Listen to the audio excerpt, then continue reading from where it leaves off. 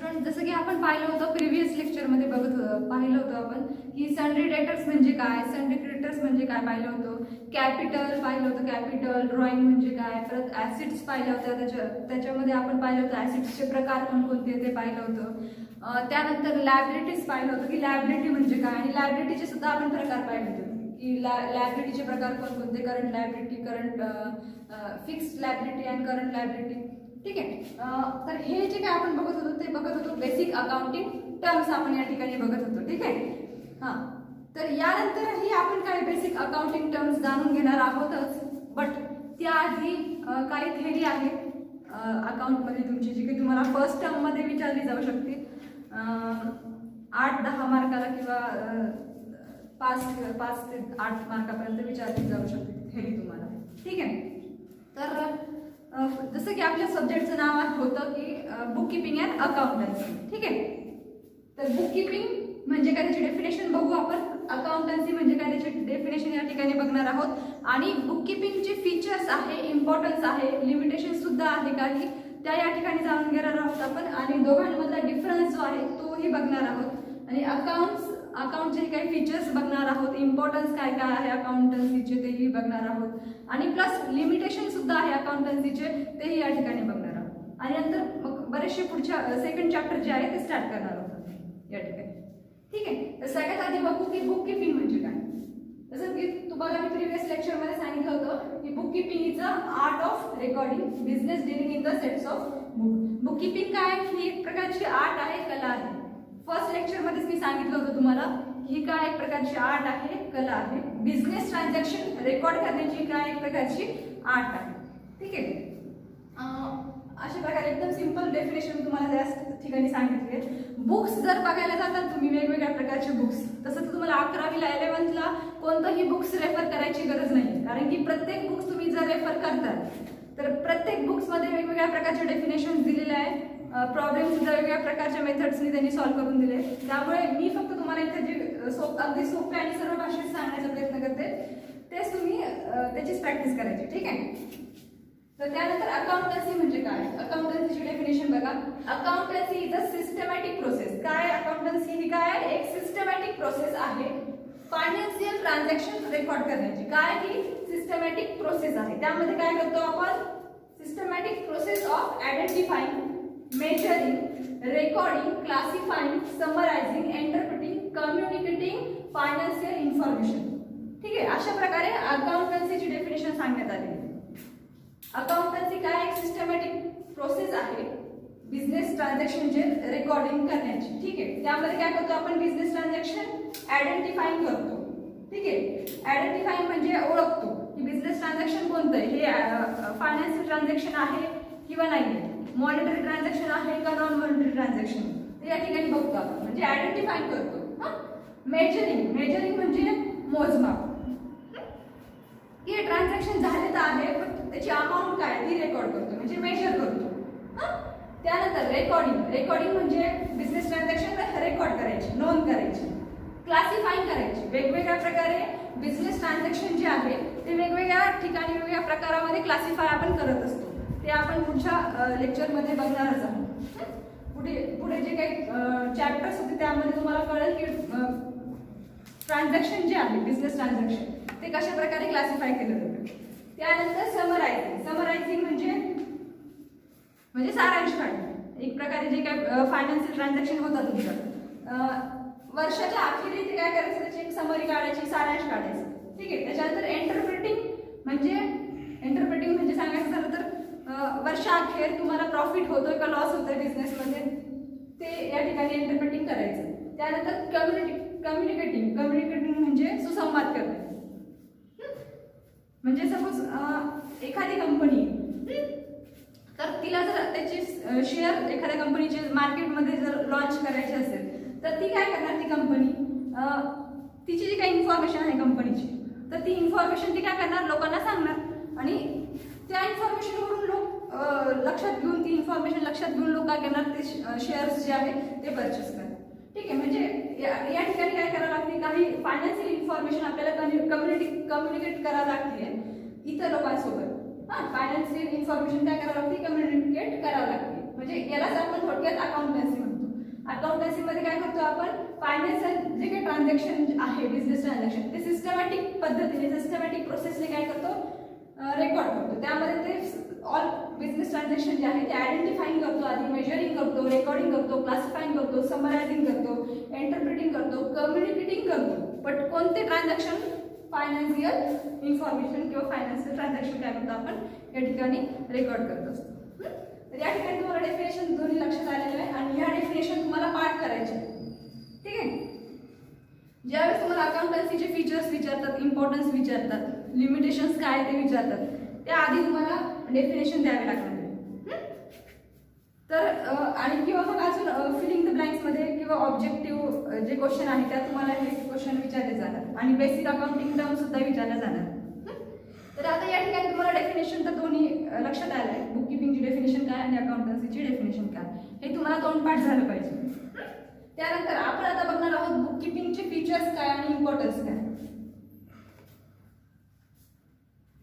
तर मगाशी मी जसं सांगितलं तुम्हाला की बुक किपिंग म्हणजे काय ते पाहिलं आपण, की बुक किपिंग म्हणजे काय त्याची डेफिनेशन सुद्धा पाहिली, की book keeping is a art of recording business dealing in the sets of book. अशा प्रकारे आपण बुक किपिंगची डेफिनेशन पाहिली या ठिकाणी. आता फीचर्स बघणार आहोत, बुक किपिंगचे फीचर्स कोणकोणते आहेत, वैशिष्ट्य बघणार आहोत. हे तुम्हाला थेअरीमध्ये क्वेश्चन विचारले जाऊ शकतात, ठीक आहे.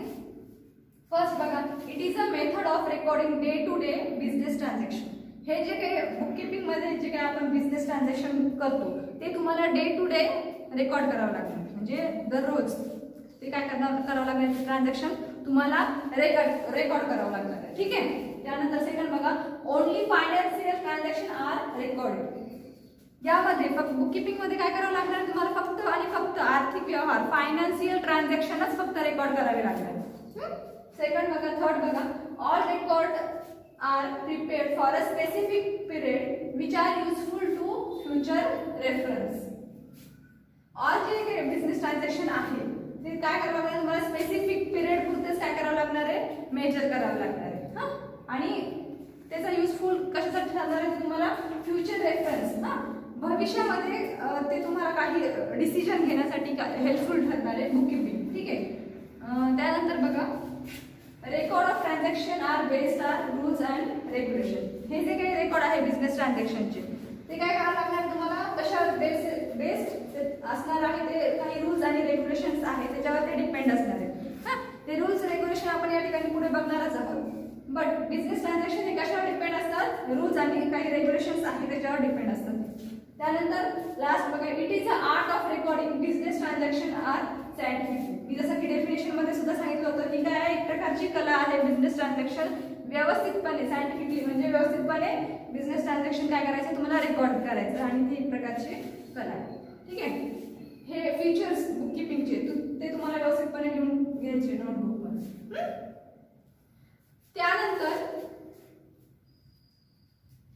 त्यानंतर व्हिडिओ पॉज करायचा आणि हे जे फीचर्स आहेत ते व्यवस्थित तुम्हाला राईट डाऊन करायचे बुक्स मध्ये, नोटबुक्स मध्ये तुमच्या. आणि त्याच्यानंतर आपण बघणार आहोत इम्पॉर्टन्स काय आहे, महत्त्व काय बुक किपिंगचं, ठीक आहे. तर जसं की आपण फीचर्स पाहिले बुक किपिंगचे, तर या ठिकाणी आता इम्पॉर्टन्स बघणार आहोत आपण बुक किपिंगचे इम्पॉर्टन्स काय काय आहेत ते, ठीक आहे. तर बघा, फर्स्ट आहे रेकॉर्ड. रेकॉर्ड मध्ये काय सांगितलंय, it is a not possible to anyone to remember all transaction. बरोबर, प्रत्येक बिझनेस ट्रान्झॅक्शन आपण आठवू शकतो का, रिमेंबर करू शकतो का, नाही. But book keeping is a maintain all record of all transaction. Book keeping मध्ये काय केलं जातं, ऑल ट्रान्झॅक्शन रेकॉर्ड केले जातात, मेंटेन केले जातात. परमनंटली, अगदी परमनंटली अँड सिस्टमॅटिकपणे, permanently and systematically in the books of account. तर हे पण काय एक प्रकारचा इम्पॉर्टन्स आहे बुक किपिंगचं, बरोबर. कारण की ऑल बिझनेस ट्रान्झॅक्शन जे आहे ते आपण आठवू शकत नाही आणि सिस्टमॅटिक पद्धतीने ते काय केले जातात, रेकॉर्ड केले जातात बिझनेसमध्ये. त्यामुळे फर्स्ट रेकॉर्ड लक्षात आलंय तुम्हाला या ठिकाणी की बिझनेस ट्रान्झॅक्शन तर आपल्याला रेकॉर्ड तर करावंच लागेल आणि हे पण काय एक इम्पॉर्टन्स आहे. त्यानंतर बघा, सेकंड फायनान्शियल इन्फॉर्मेशन. यात काय सांगितलंय, आर्थिक माहिती. Book keeping is useful to get information related to profit and loss, assets, liability, investment and stock etcetera to at any given times. Book keeping मुळे काय जी फायनान्शियल इन्फॉर्मेशन आहे ती तुम्हाला मिळते. कोणकोणती financial information? Related to profit and loss. तुम्हाला business मध्ये profit होतोय का लॉस होतोय हे कशावरून लक्षात येणार? Financial information. ऍसेट्स काय तुमची, लायबिलिटीज किती आहे, ऍसेट्स किती आहे, इन्व्हेस्टमेंट किती आहे तुमची, आणि तुमच्याकडे स्टॉक किती सध्या, या सर्व गोष्टी काय कोण देते तुम्हाला? ही फायनान्शियल इन्फॉर्मेशन तुम्हाला कुठून भेटते? बुक कीपिंग मुळे भेटते. त्यामुळे फायनान्शियल इन्फॉर्मेशन हे काय एक प्रकारचं टर्म आहे इम्पॉर्टन्स. त्यानंतर थर्ड नंबर बघा, डिसिजन मेकिंग. डिसिजन घेण्यासाठी सुद्धा बुक कीपिंग आपल्याला खूप युजफुल ठरतं. कोणते decision? Book keeping is a provide financial information to the businessman for decision making. की सपोज मला सपोज एक्झाम्पल द्यायचं झालं तर मागच्या वर्षी मी एक्स्ट्राचं ॲडिशनल कॅपिटल ॲड केलं होतं बिझनेसमध्ये, जास्तीची इन्व्हेस्टमेंट केली, किंवा मग अजून एखादं भांडवल जे आहे ते ॲड केलं. एवढी इन्व्हेस्टमेंट मी मागच्या वर्षी लावली होती, त्यामुळे मला प्रॉफिट झालं की मी एक्स्ट्राचे 1,00,000 इन्व्हेस्टमेंट केली माझ्या बिझनेसमध्ये, त्यामुळे मला त्याचा जास्त फायदा झाला यावर्षी. ठीक आहे, तर त्यामुळे मी म्हणजे हे आता ह्या वर्षी किती इन्व्हेस्टमेंट करणार की त्यामुळे मला अजून फायदा होईल जास्तीचा. म्हणजे हा एक प्रकारचा डिसिजन घेण्यासाठी काय होतंय, बुक कीपिंग तुमच्यासाठी इम्पॉर्टन्स ठरते. त्यामुळे डिसिजन घेण्यासाठी कोणत्याही प्रकारचा बुक कीपिंग तुम्हाला युजफुल ठरतं. कंट्रोलिंग म्हणजे नियंत्रण ठेवणे. कोणत्याही बिझनेसवर आपल्याला नियंत्रणही ठेवावं लागतं, त्यावेळेस तो बिझनेस प्रॉफिट तुम्हाला अर्न केलं जाईल त्यावेळेस. कंट्रोलिंग मध्ये काय सांगितलंय? Book keeping is exclusive of the business control of activities of business. ज्या काही लहान मोठ्या ऍक्टिव्हिटीज आहे बिझनेसमधल्या त्या कंट्रोलमध्ये ठेवण्यासाठी सुद्धा बुक कीपिंग तुम्हाला युजफुल ठरते या ठिकाणी. त्यानंतर बघा एव्हिडन्स मध्ये सांगायचं झालं तर एव्हिडन्स म्हणजे पुरावा. यात काय सांगितलं बघा, business need to financial evidence to be produce in the court of law in the case of any disputes. जर काही कारणास्तव तुमच्या बिझनेसवर जर केस झाली, कोर्टाने काही केस केली तुमच्यावर किंवा तुमच्या बिझनेसवर, तर एक पुरावा, जे बुक कीपिंगचे जे काही रेकॉर्ड किंवा फायनान्शियल इन्फॉर्मेशन आहे तुमच्याकडे, ती काय राहते, एक प्रकारचा पुरावा असतो तुमच्याकडे की जे तुम्ही कोर्टामध्ये प्रोव्हाइड करू शकतात. आणि तुम्हाला म्हणजे एक प्रकारचा एव्हिडन्स असतो बुक कीपिंग सुद्धा, त्यावेळेस ते तुम्हाला ते युजफुल ठरते. हे पण एव्हिडन्स सुद्धा काय एक इम्पॉर्टन्स आहे बुक कीपिंग. त्यानंतर लास्ट आहे टॅक्स लायबिलिटी. लायबिलिटीज म्हणजे काय, जबाबदारी किंवा देयता. तर हे जे काही टॅक्स पे करता तुम्ही,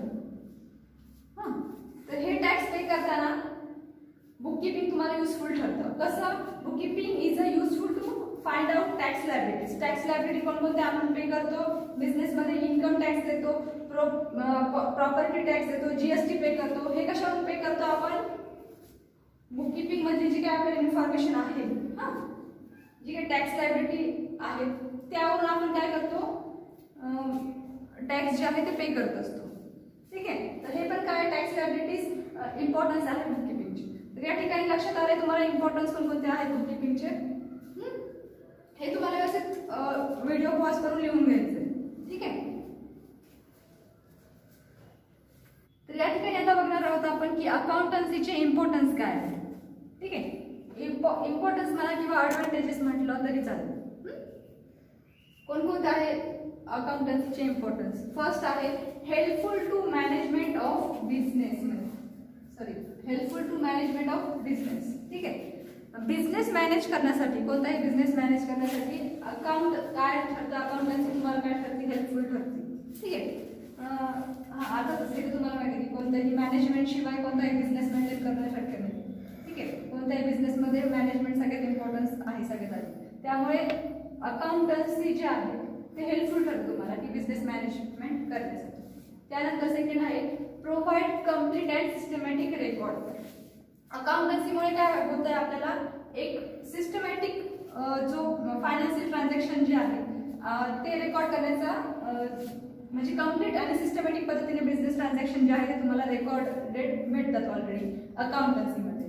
जसं की आपण डेफिनेशनमध्ये सुद्धा पाहिलं होतं की अकाउंटन्सीमध्ये काय करतो आपण, बिझनेस ट्रान्झॅक्शन काय करतो, आयडेंटिफाय करतो, मेजरिंग करतो, समरायझिंग करतो, इंटरप्रिटिंग करतो आणि कम्युनिकेटिंग करतो.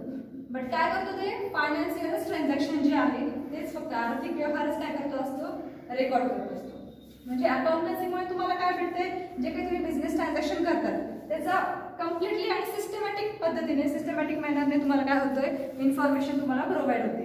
कशामार्फत? अकाउंटन्सी. त्यामुळे हे पण काय एक इम्पॉर्टन्स आहे, ॲडव्हान्टेजेस आहेत अकाउंटन्सीचे. ठीक आहे. थर्ड बघा, इनेबल कंपॅरेटिव्ह स्टडी.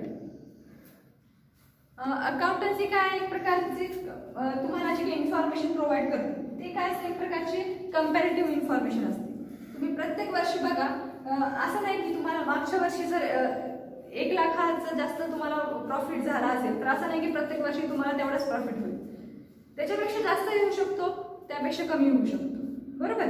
त्यामुळे अकाउंटन्सीमध्ये तुम्हाला जी काही फायनान्शियल इन्फॉर्मेशन जी आहे ती जी काही प्रोव्हाइड केली जाते ती कशी असते, कंपॅरेटिव्ह असते.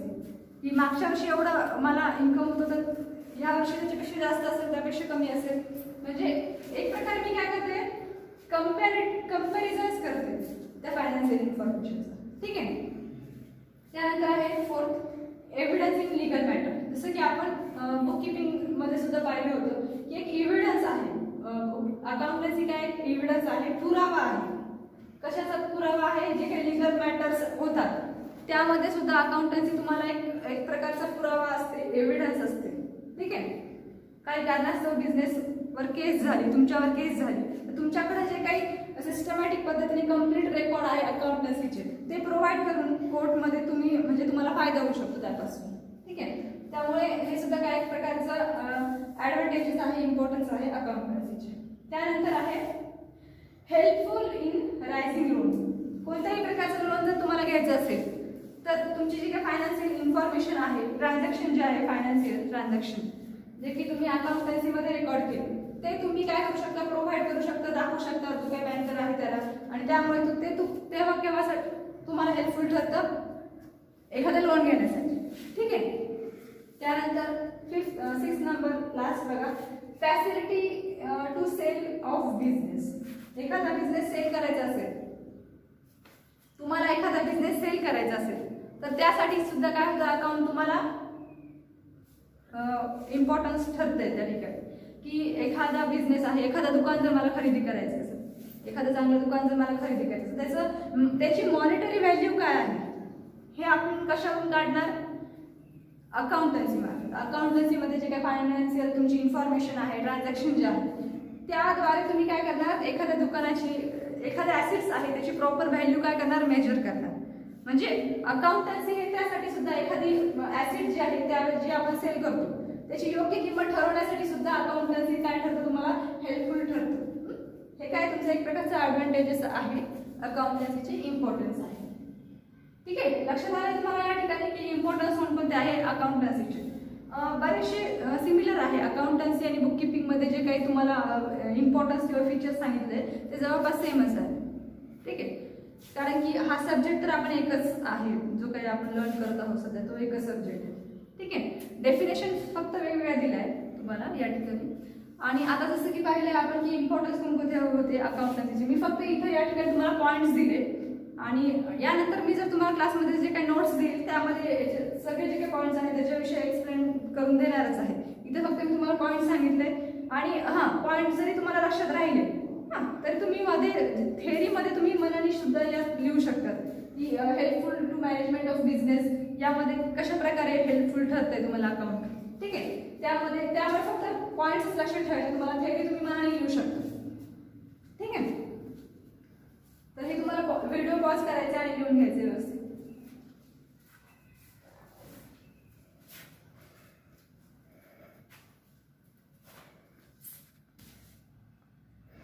So today we will stop here and remaining part we will be discussed tomorrow morning session. Okay.